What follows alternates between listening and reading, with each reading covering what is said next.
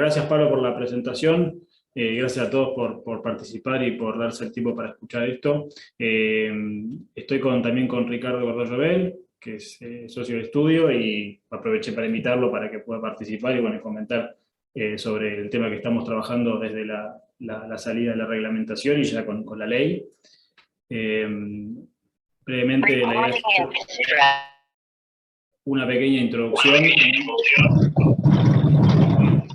Estoy escuchando con eco, ahora ahí se fue. No muy extensa, conversar sobre la reglamentación y después, bueno, cómo aplicaría estos octógonos y leyendas precautorias a los productos, ver rápidamente qué fue el anexo 2 de esta reglamentación que salió el miércoles pasado. Bueno, ya hemos pasado por la presentación, así que no voy a detenerme mucho en dónde estoy trabajando, pero bueno,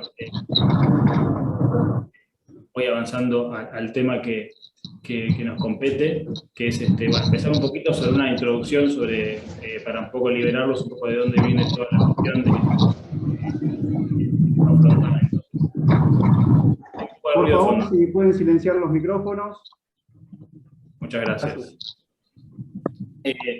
Bueno, el etiquetado frontal viene ya de hace rato. Podemos ver que los países nórdicos, que son países que han adoptado más una impronta positiva, es decir, el hecho de declarar información en el frente, pero desde el punto de vista que, por ejemplo, en el caso de los países nórdicos, esa llave da la información de que este es un producto que cumple con ciertos estándares nutricionales. Entonces, al revés de lo que estamos viendo hoy en día, el concepto nace allá por un lado positivo, pero también por otro lado han existido durante varios años el concepto de dar información a través de semáforos, a través de logos, por ejemplo, con una calificación, con un número, o dando a través de las pilitas famosas información específica sobre estos nutrientes, en qué nivel están. Así que el concepto viene ya desde hace tiempo instaurado, pero con otra óptica en muchos países, y como vemos, cuando vamos a la región nuestra, vemos que todo se pone un poco más oscuro, y la verdad que lamentablemente los países de América Latina han adoptado, en vez de tener un acercamiento y una educación al consumidor, esto es una apreciación personal, de cuáles son los alimentos positivos o cuál es la información que tendrían que estar midiendo. Bueno, acá básicamente se está alertando sobre los nutrientes críticos, y en todo sentido, digamos, básicamente en todos los países vemos que obviamente Chile es el país más pionero en este sentido en nuestra región, con los octógonos, y empezó esta tendencia ya hace bastante tiempo, pero después todos han ido con diferentes valores o nutrientes o cantidad de octógonos, pero todos se han manejado más o menos con el mismo tipo de comunicación al consumidor, salvo el caso de Ecuador, que va más o menos por un caso de semáforo, pero todos están tratando de hacer un poco lo mismo que estamos hoy en día viviendo en nuestro país. Así que nos rodeamos de países que manejan este mismo tipo de normativa, aunque las normativas son para nada parecidas, y eso obviamente genera un problema en la circulación de productos entre países, ¿no? Así que bueno, en noviembre había salido la ley 27642, y el decreto que salió la semana pasada, el 151, está compuesto por el propio reglamento, que son, digamos, los considerandos, que son importantes a veces leerlos para ver de dónde se fundamentan, digamos, la escritura del mismo, y después, bueno, 5 artículos que refiere a los anexos a la autoridad de aplicación, que establece que es el Ministerio de Salud de la Nación, y la vigencia, que es de vigencia inmediata, su aplicación, ¿no? Con los plazos después que aparecen en el anexo 1, que es la propia reglamentación, y en el anexo 2, las especificaciones técnicas, que no sé si las han podido leer, pero que realmente responden a una especificación técnica bastante prolija, para decirlo, como nos tiene acostumbrado, digamos, las regulaciones. Acá han sido muy, muy prolijos en cuanto a la información que ahí se detalla. Bueno, pasando un poco, y me voy acelerando porque hay bastantes temas y quiero dar el lugar a preguntas y a debate, así que si me acelero un poco, discúlpenme, pero es para poder capturar todos los asuntos. y la cantidad de información, les pido disculpas, pero como se tratan de normativas, es importante que esté toda la información bien detallada para entender la redacción. Así que el punto primero es los sujetos obligados. Y ahí, bueno, la reglamentación establece que son personas físicas o jurídicas, y ahí describe exactamente que elaboren, que fraccionen, envasen, encomienden a, o sea que cuando dice encomienden a, estamos hablando de los titulares, que la situación de terceros, distribuyan, comercialicen, es decir, básicamente abraza a toda la industria, o importen los importadores de bebidas analcohólicas y alimentos, y lo pongo en mayúscula porque es interesante. Cuando uno revisa la normativa de otros países, se suele conversar o hablar sobre los productos procesados o ultraprocesados, ¿no? Que son los que básicamente suelen estar sujetos a estas normativas. Y en el caso nuestro, desde la ley se está hablando de bebidas analcohólicas y alimentos, y cuando uno piensa eso, obviamente de consumo humano, piensa que está todo, ¿no? Todo metido. Así que es importante después leer la ley, el reglamento, para entender cuáles son las excepciones y los casos especiales donde esto aplica.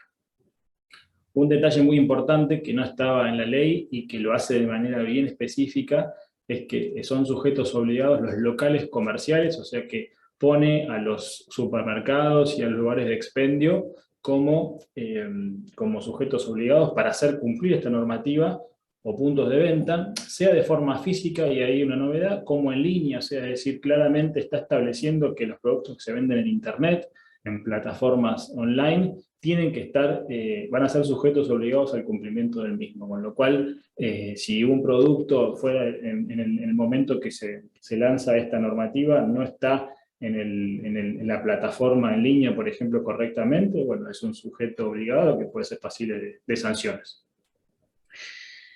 Importante lo que les decía arriba, es decir, no se hace como en otras normativas, o como la propia, o la OPS, que es la Organización Panamericana de la Salud, que es a la cual se ha hecho referencia madre toda esta normativa, es decir, es de donde viene la información de base, la OPS. En la OPS se habla siempre de que están implicados los procesados y ultraprocesados, porque se entiende que el fondo de esta norma es abordar el problema de la obesidad, porque se ha visto un aumento del consumo de los productos procesados y ultraprocesados, y no así como los que son no procesados o mínimamente procesados. Entonces, en la ley no se hace esa misma distinción, sino que se habla de, en general, bebidas analcohólicas y alimentos, pero después se empieza como a buscarle, digamos, a desgranar esta cuestión y digamos, a buscar lo mismo, el mismo objetivo, decir procesados o ultraprocesados, pero escrito de otra forma. O sea, realmente lo han hecho un poco difícil de entender, pero quiere decir, lo que quiero significar es que está tratando de decir lo mismo que la OPS, o sea, que están siendo sujetos a este tipo de octógonos, los que son procesados o ultraprocesados. Y describe... aplica la ley cuando se agregan ingredientes críticos a los alimentos. Entonces, ¿qué dicen los considerandos del reglamento? Dice, se limita a productos que contengan ingredientes críticos, o sea, ¿a dónde aplica esto? Edulcorantes, que es el otro aspecto, aparte de los ingredientes críticos, y o cafeína añadidos por el fabricante. Todo alimento in natura, es decir, de manera natural, o ingrediente culinario, llámese la sal, el azúcar, que no tengan procesos de adición de nutrientes críticos, edulcorantes y o cafeína, se encuentran excluidos. O sea que empieza a darle forma un poco a esta idea de que hay algunos alimentos que son mínimamente procesados o no procesados, que están excluidos, ingredientes culinarios, que específicamente ya la ley lo excluía, y de alguna manera lo refuerza en el reglamento. Entonces empieza a excluir cuestiones, pero siempre está tratando de decir de manera difícil que los que están alcanzados son los procesados y los ultraprocesados. La aplicación, y bueno, en esto estamos ahí ya metiéndonos en justamente este tema de cuáles son los productos que estarían involucrados, ¿no? Y que es un poco, lo han hecho difícil para entender. Así que lo que dice es que cuando en la composición final la cantidad de azúcares añadidos, ¿sí? Y fíjense que habla de azúcares añadidos, no se está hablando de azúcares totales. Eso es una gran distinción que a veces hay con otros países y que se ha aclarado en la reglamentación, que se refiere exactamente a los añadidos. Grasas saturadas. ¿Puedes pedir ayuda, Juan? Grasas Por saturadas. favor, silenciar los micrófonos, gracias.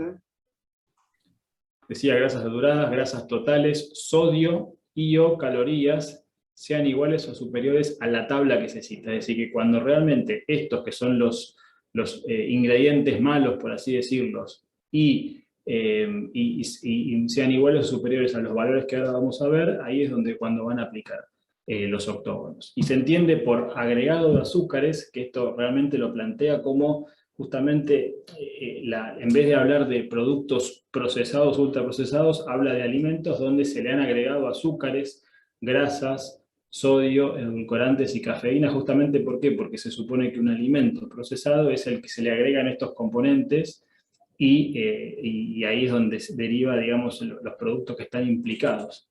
Así que cuando habla de azúcares, va al fondo y explicita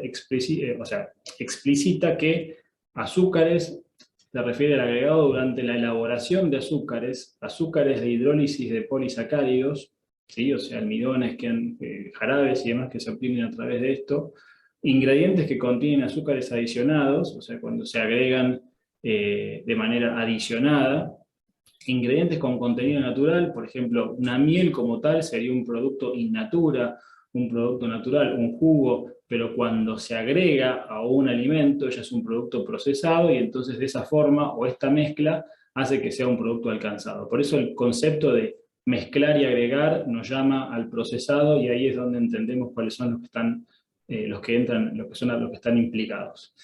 Lo mismo con las grasas, el mismo concepto, solamente que claro, digamos, cuando comparamos, por ejemplo, el caso de una palta que tiene grasas saturadas per se, es un producto que no está implicado porque es un producto natural, pero cuando mezclamos grasas de origen vegetal o animal, aquí no importa el origen, incluida la láctea, o no solo las grasas, sino alimentos que lo contienen, o sea, cualquier cosa, de alguna manera es como que es un producto, que es un ingrediente que está alcanzado.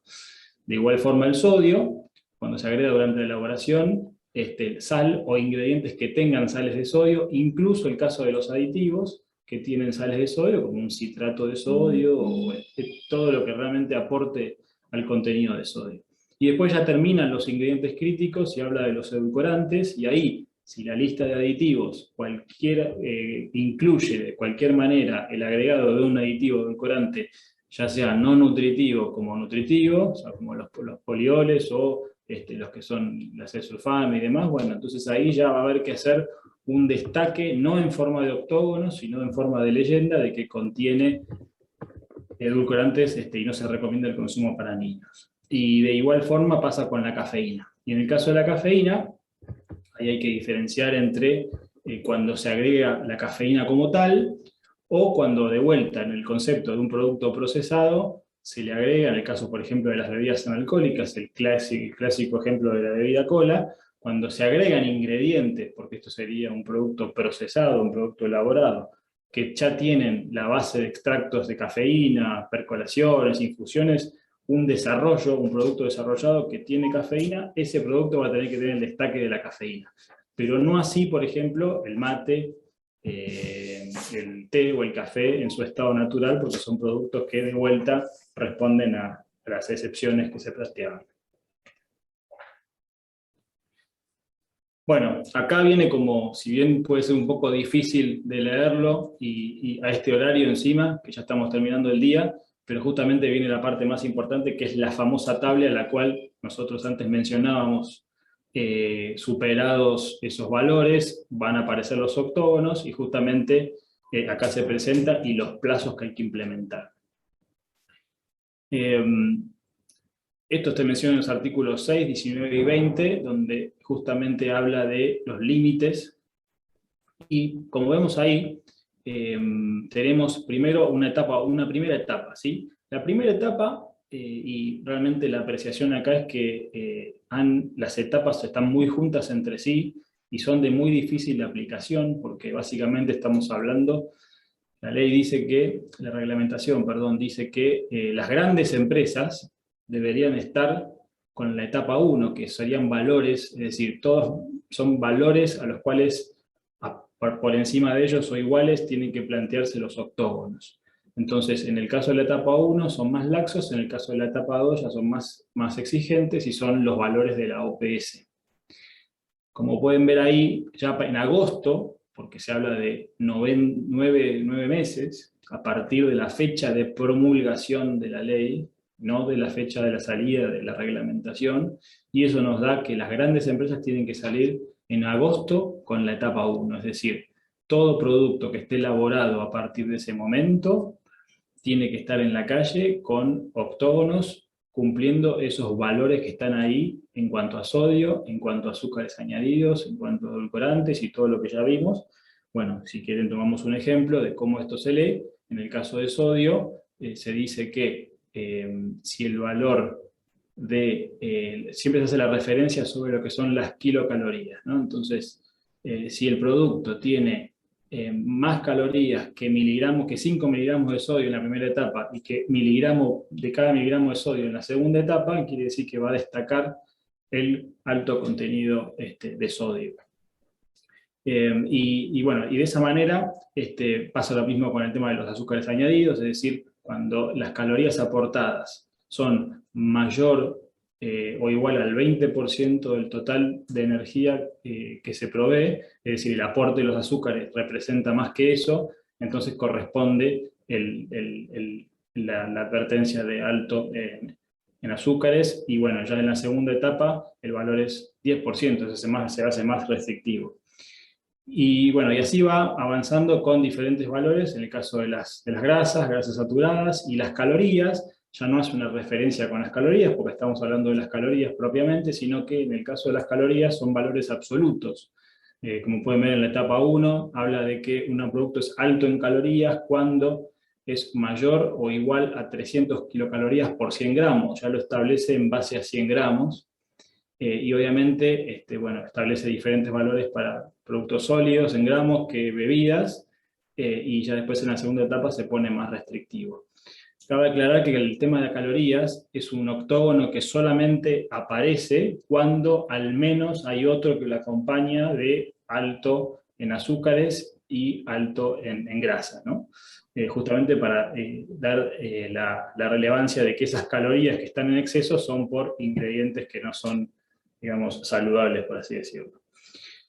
Volviendo al tema de los plazos, entonces grandes empresas, primera etapa, tienen que estar con esto en agosto, y las pymes tienen que estar en febrero, ¿sí? Y se permite solamente en la etapa 1 una única prórroga que no es automática, sino que esa prórroga y la va a dar solamente la autoridad de aplicación nacional que se ha determinado para todo este proceso, que es el INAL, el ANMAT.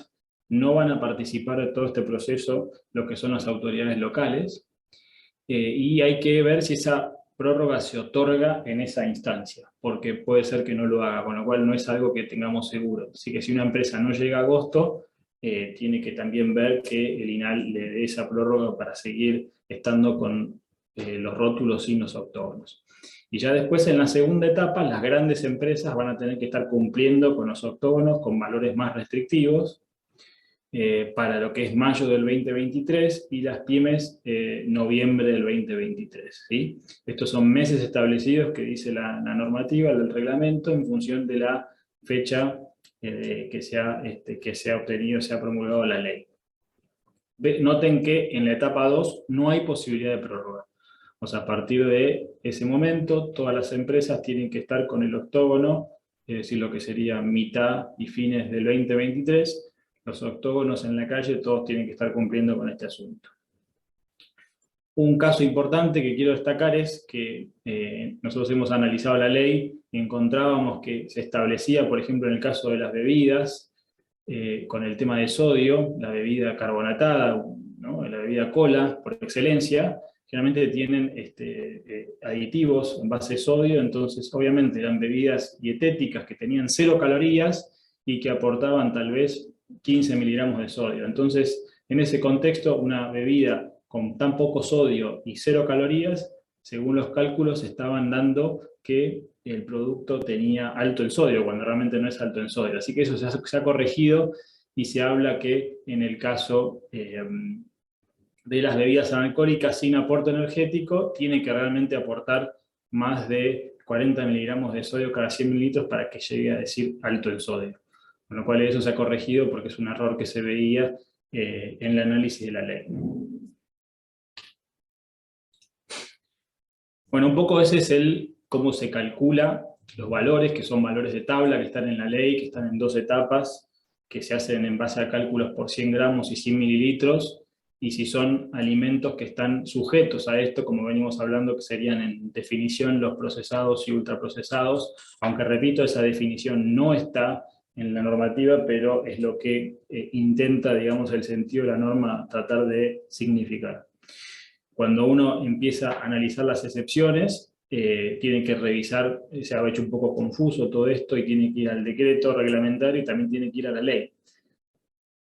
Entonces, en el artículo 6º del decreto menciona específicamente que lo que no está incluido en todo esto, más allá de esta interpretación de si está agregado o no está agregado y es un procesado, son los alimentos para propósitos médicos específicos, los productos que son diseñados para diabéticos, para situaciones de para temas de cardíacos y demás, son un tipo muy especial de productos aprobados con ese fin, los suplementos dietarios, y las fórmulas para lactantes y niños de hasta 36 meses, que son todas las fórmulas de lácteas, ¿no? de sucedáneos de la leche.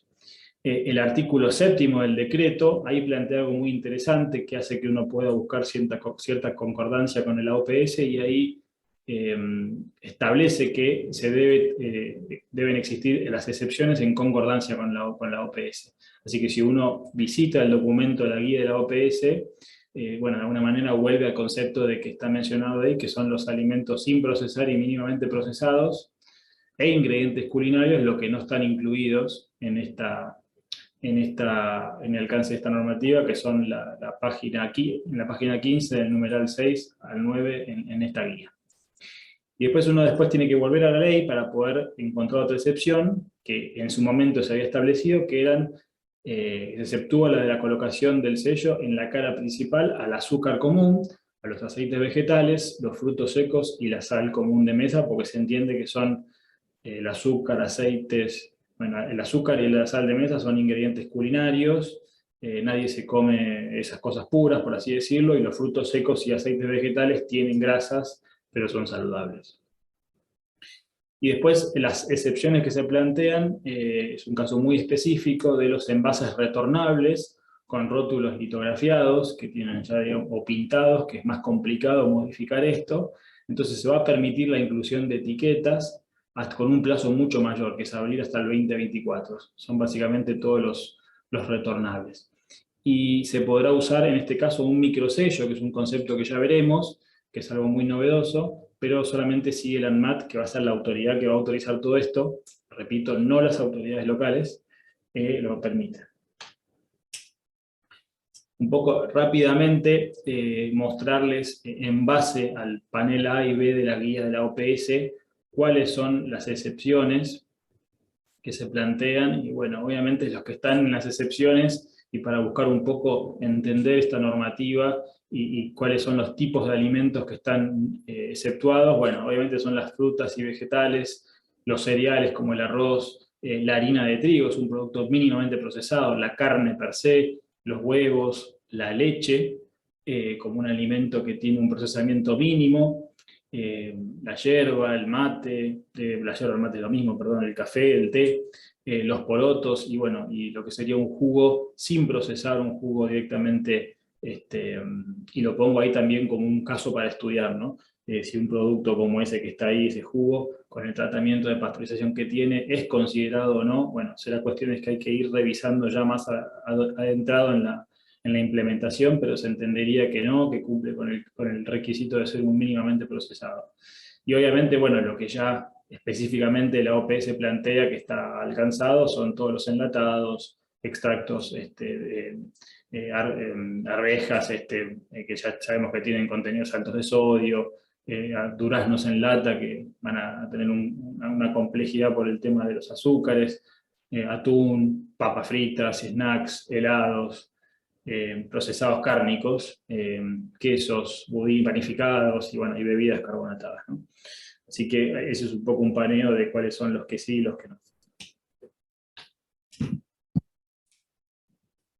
Bueno, el tema de azúcares es un caso muy especial, un caso muy específico, porque obviamente difiere del resto de las normativas. En esto se parece a Brasil, porque claramente está marcando que hay que destacar el alto contenido de azúcares solamente en los casos que son azúcares añadidos, ¿no? Porque plantea que, como definición, los azúcares totales son todos los mono y disacáridos que contiene el producto, y los añadidos son los monodisacáridos, siempre hablamos de este tipo de glúcidos, agregados durante la elaboración industrial a la preparación culinaria, o la preparación culinaria, perdón, porque puede haber, después de un producto que se vende como tal, una recomendación, una instrucción de uso, y se le agregan ingredientes en esa recomendación, esa instrucción de uso, perdón. Entonces hay que considerar tal cual como se va a consumir el producto. Si se le agrega sal, hay que considerar la sal que se le agrega en la preparación. Así que bueno, obviamente está también incluyendo lo que son los azúcares naturales, que que per se no están implicados, pero de alguna manera cuando se agregan, como decimos, a una formulación, ahí ya cumple el concepto del producto que está abarcado, y solamente hay que destacar como octógono los que están añadidos. Un tema importante y revolucionario, digamos, para lo que es los rótulos y demás, es que el artículo 9 indica que se debe agregar a la tabla nutricional, que eso vendrá ya después la reglamentación específica en el código, y dice que en todos los casos, tenga o no tenga octógonos el producto, debe declararse después de carbohidratos, hay que decir de los cuales, azúcares totales cuántos, y azúcares añadidos cuántos tiene. Algo que hasta ahora eso no teníamos, y que ahora con esta normativa, repito, para todos, no solamente para los que tienen octógonos, hay que aclararlo. Y establece un valor de 0 no contiene, que es menor a 0,5 gramos por porción.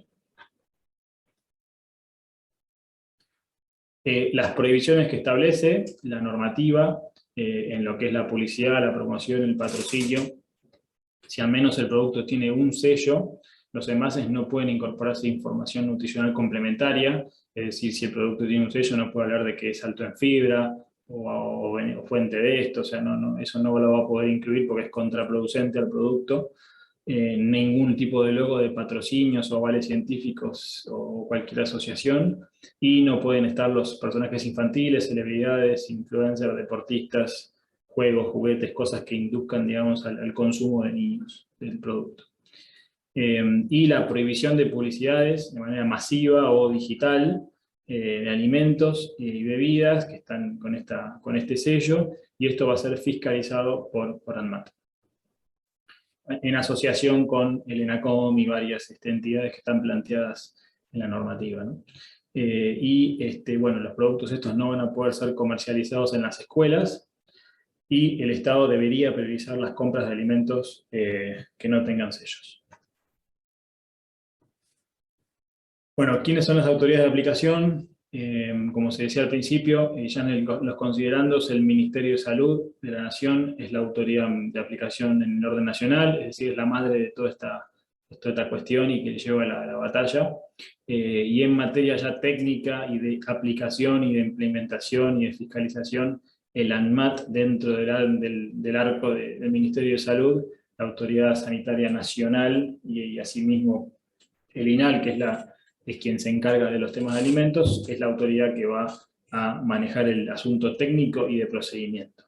Entendemos ya por el propio reglamento que los rótulos no van a ser, como decía en algún momento, presentados a la autoridad local, sino que se van a manejar a manera de declaración jurada ante el INAL. No sabemos si va a ser a través del CIFEGA o a través del TAD, es decir, cuál va a ser la herramienta. Eso todavía no existe, no se puede presentar, y es una declaración jurada de cada empresa, de cada producto, sobre de todos los productos en el mercado.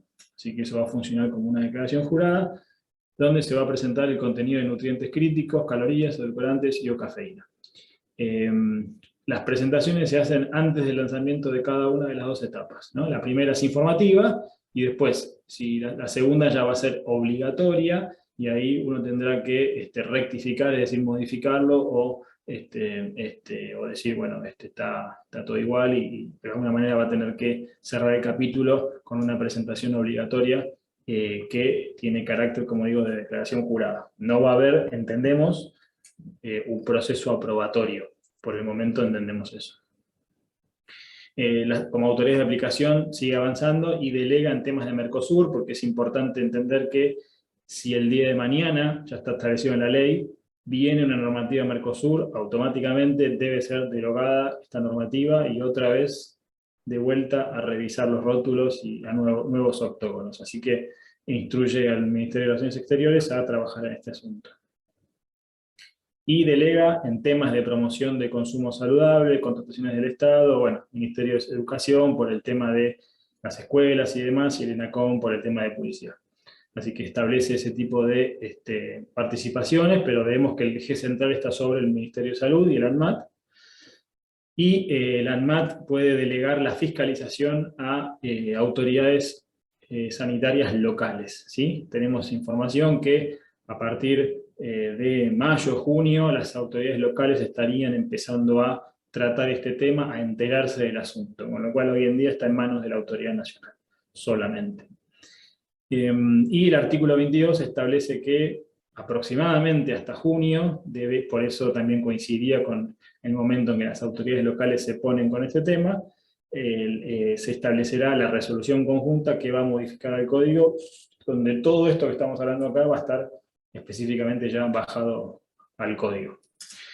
Las sanciones, rápidamente, no los aburro con esto, pero para dejar en claro que no son sanciones suaves, porque aplican a las de lealtad comercial, 274, decreto 274 del 19, que ya son, digamos, todo lo que es, infracciones a lealtad comercial que suelen ser de valores muy, muy altos, ¿no? Las penas que existen por no cumplir. En general, las cuestiones sanitarias no suelen tener multas muy altas, pero en este caso va a aplicar el criterio de las sanciones de lealtad comercial y acá sí pesa mucho el no cumplirlo en cuanto a las multas.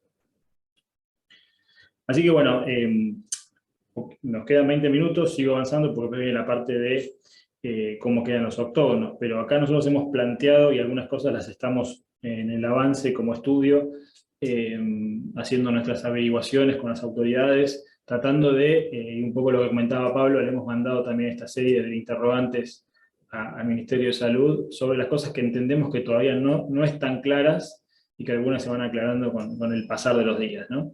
Entonces, bueno, nosotros decimos a partir del 23, o sea, desde que salió la promulgación, ¿debe presentarse rótulos en trámites con los sellos y leyendas incluidas? Bueno, nosotros entendemos que se puede hacer, pero en realidad las autoridades nacionales o el ANMAT y las autoridades locales no van a hacer nada con eso, porque todavía esto, como hemos visto, va a ir por el lado de una declaración jurada, entonces no es un proceso que se tenga que analizar hoy en día en las presentaciones a las autoridades locales, en los trámites que uno va presentando. Es decir, no hay una obligación de ya ir presentando esto por el tema propio de los octógonos. ¿Por qué? Porque hay un proceso que va a ir por el lado del INAL. ¿Existe una aprobación formal del INAL o a la declaración de nutrientes críticos? ¿Es arancelada? No lo sabemos, entendemos que no. Entendemos que no hay una aprobación formal, pero todavía nos falta un poco la letra chica. ¿En qué consiste la presentación? No sabemos y qué hay que presentar. Obviamente nos imaginamos, pero no tenemos el detalle. Todas las empresas van a tener que darse de alta en los sistemas de ANMAT, que hoy en día solamente están implicados los importadores. O va a ser portal, pero bueno, todos van a tener que dar un pasito para inscribirse en algo para poder presentar estas declaraciones juradas. Entendemos que el TAD, los trámites a distancia, sería la mejor herramienta porque tiene un poco más de facilidad para poder darse de alta, pero esto está por saberse, no lo conocemos. ¿De qué depende que el INAL otorgue o no la prórroga en la etapa 1? Bueno, eso va a quedar a la suerte de la autoridad. Entonces, si una empresa ve que no está llegando, y está esperando que la autoridad le dé la prórroga, bueno, entendemos que no es algo que está que es automático, que está entendido que va a ser otorgado con facilidad, sino que hay que pasar por un proceso probatorio, y obviamente que la autoridad quiere que esto, como han presentado las cuestiones, que esto salga y que se cumpla lo antes posible, porque están planteando un cumplimiento muy, muy corto ya en el 2023 con todas las empresas, con los productos en la calle, con los sellos. Puede salir un producto en abril, ¿no? Es decir, ya el mes que viene con los sellos se puede salir cumpliendo la etapa 2 durante la etapa 1, es decir, me pongo más restrictivo para no estar cambiando 2 veces con una diferencia de 6 meses para grandes empresas. Tiene sentido ya hacer etapa 1 y etapa 2.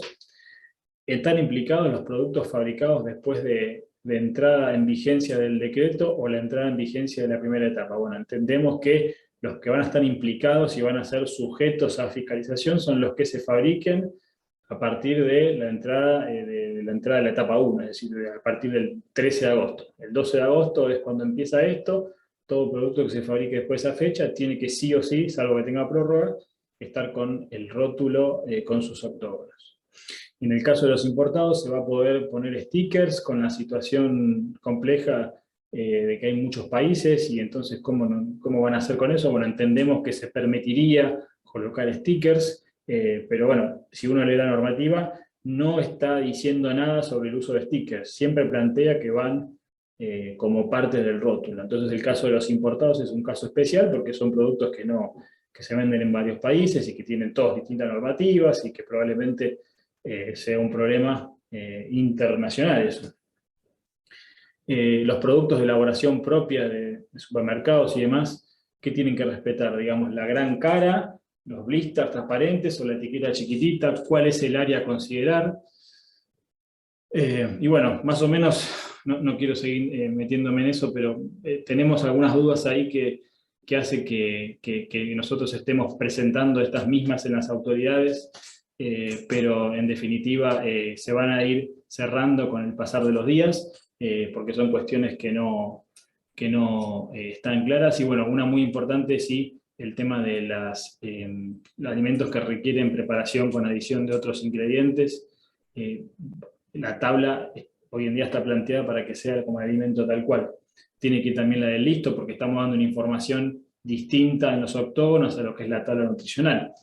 Y así también para productos que indican 2 cocciones distintas, ¿no? Porque se supone que esto se hace sobre la instrucción de uso, es decir, si el producto agrega manteca o agrega sal, el octógono tiene que considerar eso, y de esa forma, si hay 2 formas de preparación, ¿qué hacemos con esa situación, no? Bueno, cosas que se van planteando. Así que aquí les presento los famosos octógonos, son los 5 octógonos: azúcares, grasas totales, saturadas, exceso en sodio, bueno, tienen sus, y calorías, tienen sus, esto ya es el anexo 2, tiene su tipografía específica, cada parte, abajo tiene que decir la firma, le dicen ellos, del Ministerio de Salud, también con sus tipos de tipografías, y bueno, y después las leyendas, que son referentes a edulcorantes y a cafeína. El tema del microsello, que es un concepto muy específico, está planteado para cuando son envases cuya área de la cara principal sea igual o menor a 10 centímetros cuadrados. Esto sería, por ejemplo, el caso de un caramelo, de un bonobón, un producto de ese tipo, que obviamente no tiene espacio para poder declarar una cantidad, por ejemplo, 4 sellos. Entonces, ¿qué es lo que va a ocurrir?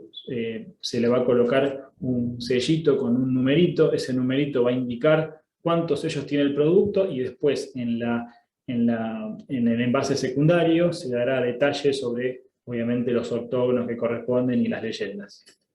Incluyen también no solamente octógonos en este número, sino también las leyendas, por eso son 7, ¿no? Porque son los 5 más las dos leyendas precautorias.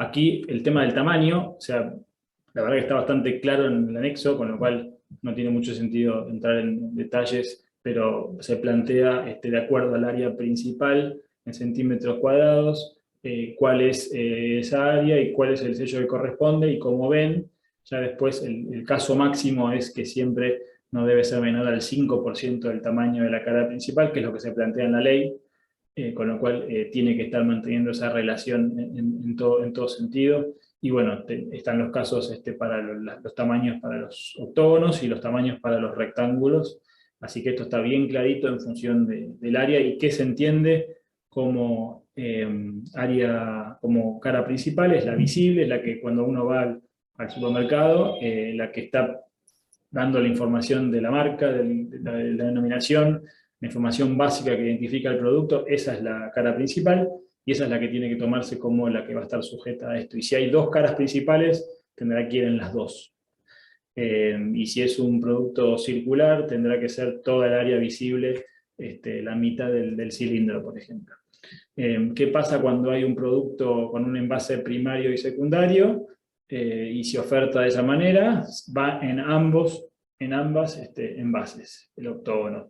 Y cuando el producto, como producto ofrecido al consumidor, va en el primario, tiene un primario, un secundario y un terciario, se coloca en los últimos dos, ¿sí? Que van ofrecidos al consumidor. Siempre se tiene que asegurar la legibilidad en todo momento, porque si de repente no se cumplen con las medidas y se nota que no se puede leer, hay que aumentar el tamaño para permitir la legibilidad. Y la ubicación, bueno, la ubicación, como pueden ver ahí, siempre tiene que respetar lo que sería, digamos, en rectángulos, en todos los envases, el margen superior derecho, ¿sí? Y cuando se van acumulando, si por alguna razón el envase es finito, entonces se empiezan como a agrupar, como ven la opción 2, opción 3, siempre hacia el costado, siempre hacia la derecha, de manera, digamos, siempre respetando la forma horizontal es la deseada. Y si no se puede cumplir, se lo va verticalizando, como última opción quedará la opción 4, que son todos verticales, pero eso sería por la forma del envase. Y en el caso de los envases cilíndricos, tienen que ir en el margen superior, en el centro, ¿sí? Esas son las dos formas de poder ubicarlo y se tiene que respetar siempre de esa manera. Hay un orden que respetar, que es exactamente como está planteado siempre la normativa, y va de izquierda a derecha: azúcares, grasas totales, grasas saturadas, sodio, calorías, y después vienen por debajo inmediatamente las leyendas, que son primero la de edulcorantes y después la de cafeína. Y siempre se tiene que respetar ese orden en función de cuáles son las informaciones que se entregan. Así que, bueno, ahí pude llegar a hacerlo en 50 minutos para dejar un espacio para preguntas y debate. Así que eso sería, digamos, toda la información que tenía para compartirles y, bueno, abierto a escuchar preguntas y si es que podemos responderlas, por supuesto.